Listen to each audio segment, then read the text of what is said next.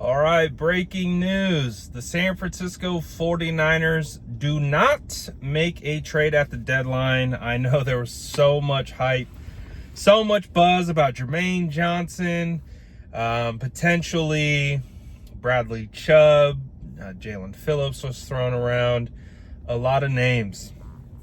But the San Francisco 49ers hold pat and they don't make a move. And obviously, as you guys know, I post a lot to various social media platforms. So I already know a lot of your guys' reactions. I've already seen them in the comments, and a lot of people are not pleased with the 49ers not making a move.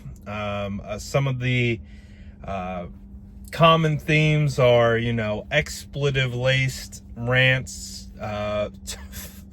toward John Lynch, and the only reason why I'm laughing is just how passionate this fan base is, and I'm sure this video will also have some of those as well. I'll of course give you my take on it, but it's been quite an interesting read, if you will. So this is the way that I look at it. I tweeted about this earlier today, with today being the trade deadline. Matt Maiocco had put out all the 49ers draft picks. And when I'm looking at it, I'm just like, man, the 49ers are barren in regards to picks. Now, I got a lot of pushback for effectively saying this, because when you look at the breakout, it's first, second, third, fourth. And then I think it was 3 additional fourth-round comp picks and a 7th-round pick. And it totaled 8 picks. And people were like, aren't 8 picks a good amount? And I'm just like, well, first of all, those 3 comp picks aren't awarded to you. Those get awarded at the end of the season in the off time of the year. And that 7th could theoretically still go back to the Patriots because it's a conditional pick. So I don't know if you can trade a conditional pick if it's a part of a previous deal. So theoretically, that 7 to me is off the board. The 3 fourth comps are off the board because they're not in the 49ers possession.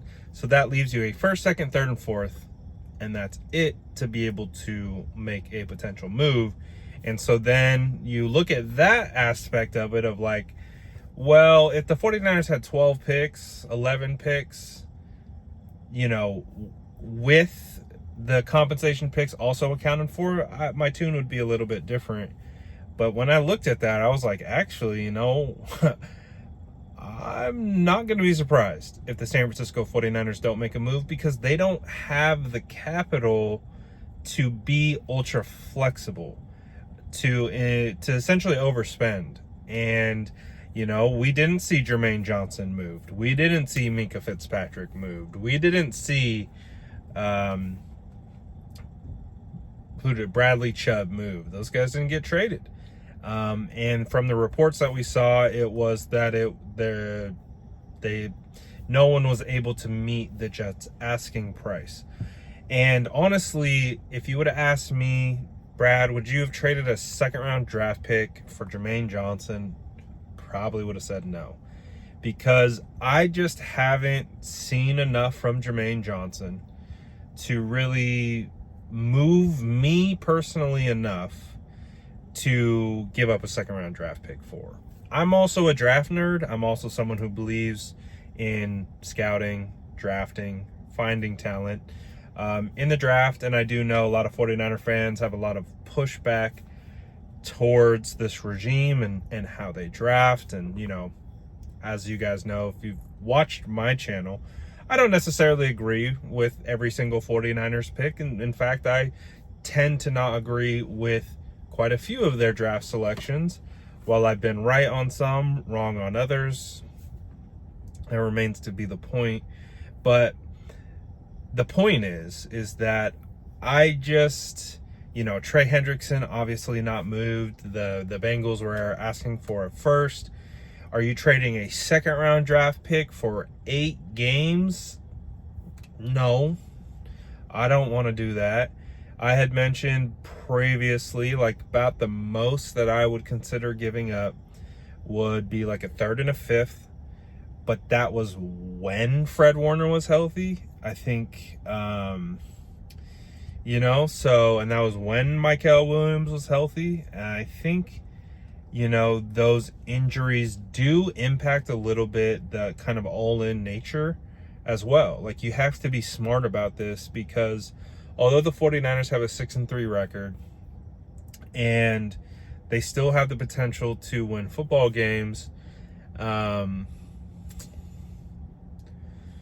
they also can't completely sacrifice the future, because they do have a lot of high-priced veterans. They are paying Brock Purdy a lot of money. They are paying George Kittle and Trent Williams and Brandon Ayuk and, you know, Fred Warner and, you know, Deommodore Lenoir and Nick Bosa. So you have to be able to still supplement cheap labor. And how do you do that? You do that with rookies and through the draft. And so, like I had tweeted, it becomes a double-edged sword if the 49ers trade capital to win now but sacrifice youth in the future. You're paying somewhere.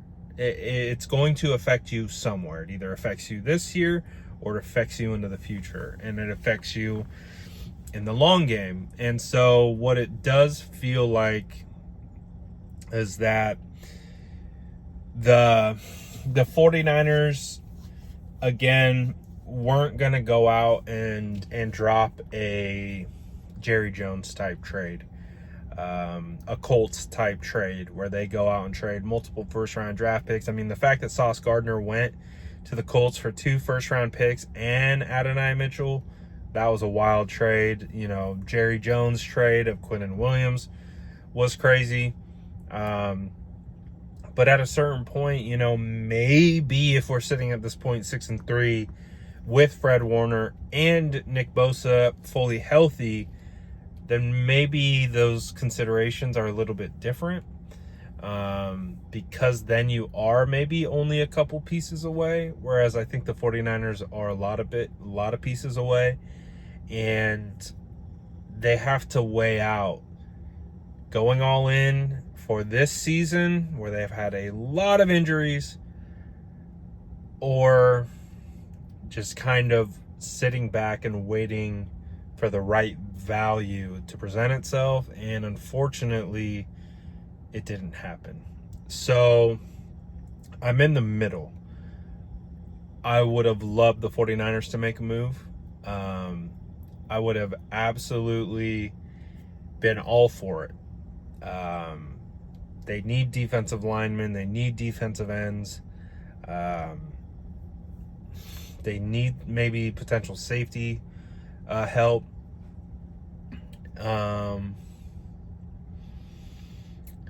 So it's brutal. That part of me is disappointed. That part of me wanted to feel that, because I think it does multiple things. I think it signals to the fan base in an indirect way that the 49ers are in on this year. The 49ers are committed to winning this year. The 49ers still believe that they are going to be a championship caliber team. And I think a lot of fans interpret what had occurred as, see, look, they're not all in. See, look, they don't believe they can go all the way. And I don't necessarily believe it's that, you know, black and white. I think it just comes down to a conversation and about roster construction, and it's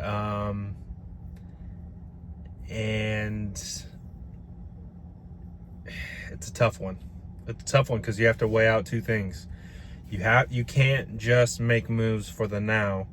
You have to make moves for the future, and that's the price you got to weigh out. And apparently the 49ers didn't see something that they felt was worthy.